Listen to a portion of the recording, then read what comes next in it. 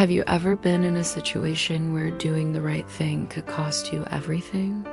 Your job, your reputation, even your life. What would you do? How would you respond?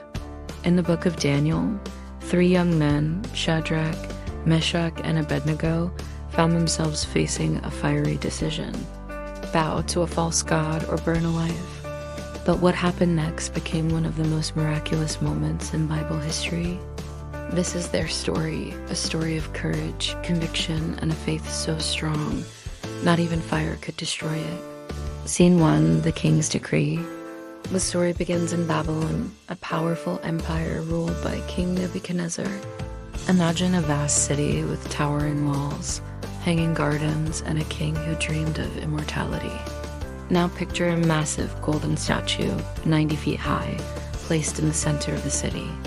It was the king's latest project, a symbol of his power. But there was a catch. At the sound of music, everyone had to bow and worship it. Anyone who refused would be thrown into a blazing furnace. That's exactly what happened to Shadrach, Meshach, and Abednego.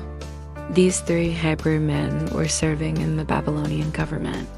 They were highly skilled and trusted, but they were also devout Jews. When the king's music started playing, while thousands bowed, they remained tall, unmoved. Word got back to the king, and he was furious. He wanted to know why they didn't obey his decree.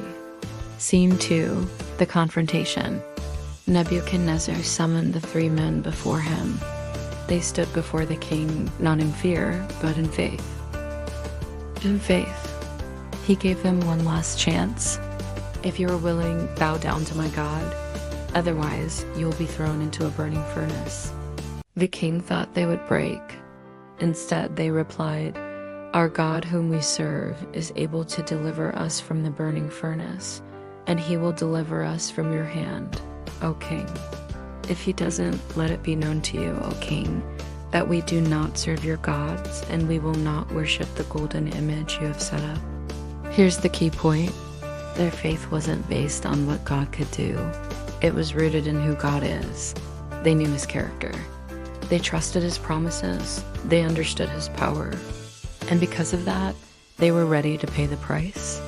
So the king got even more enraged. Is it true, Shadrach, Meshach, and Abednego? Do you really think your God can save you? To prove it, he ordered the furnace to be heated 7 times hotter than normal. It was a test, a trap, and a threat all in one. The temperature rose, the flames roared, and the stakes were clear. Scene 3, into the fire. At that moment, the king's soldiers came to drag the 3 men away. They tied them up and threw them into the flames.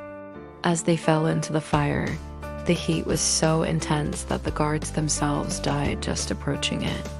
But inside the furnace, Shadrach, Meshach, and Abednego experienced something extraordinary. Listen to this. Then the heat of the furnace fell upon them, and the fire burned all around them, an appointed portion of food to burn them.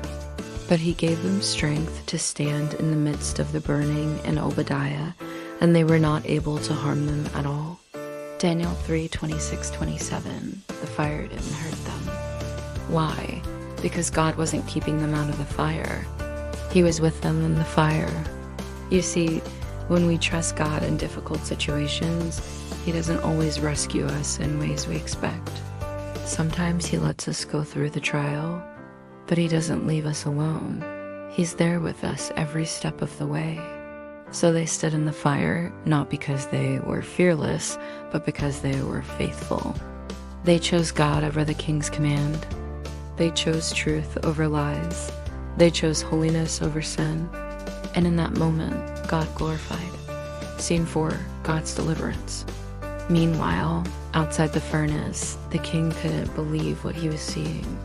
Someone shouted, "Hey, look, don't the 3 men that were cast into the burning furnace seem to be in the midst of the fire unharmed?" The king jumped to his feet, eyes wide with disbelief. "Did we not throw 3 men into the furnace?" He shouted, "I see 4 unbound, walking in the fire, and the 4th looks like a son of the gods." The king raced toward the furnace and called out, Shadrach, Meshach, Abednego come out. They walked out unharmed. Their clothes were untouched.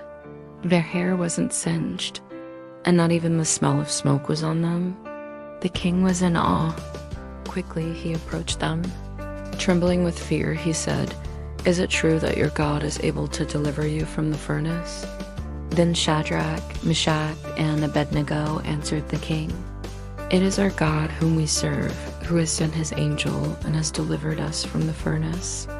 And he will deliver us from your hand, O king. And he has delivered all those who put their trust in him." When the king saw that these men weren't harmed by the fire, he fell to his knees before them, and saying, "Truly your God is a God of gods and a Lord of kings and a revealer of secrets," seeing that they didn't make an early request. Scene 5, the lesson for us. So what does this mean for us today? We live in a world where standing for what you believe in can cost you. Pressure to conform, to compromise, to bow to the world's standards is everywhere. But stories like this remind us we don't have to follow the crowd. We can stand firm in our faith. Now, that doesn't mean we won't face opposition. The 3 men were thrown into a furnace, but they didn't give up. They held on to their faith, and that faith was rewarded. Not with safety, not with ease, but with God's presence and power. Listen carefully. God doesn't always keep us out of the fire, but he always walks with us through it. Whether you're facing a fiery trial, going through persecution, or standing alone for your beliefs, know this: you're never alone. And sometimes standing for God means walking through fire. Sometimes it means facing opposition, persecution, or ridicule. But that's where our faith is tested, strengthened, and ultimately rewarded. So let this story inspire you. Be courageous, be faithful, and remember, even when it feels like the world is against you, God is with you. He might not always keep you out of the fire, but he will walk with you through it. As we wrap up this session, I want you to think about this question. Have you ever had a situation where you had to choose between doing what was popular and doing what you knew was right? What was your decision and what happened next? I invite you to share your thoughts below. Also, please remember to support us.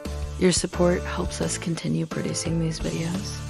Thanks for watching, and until next time, remember, you're amazing. God bless you.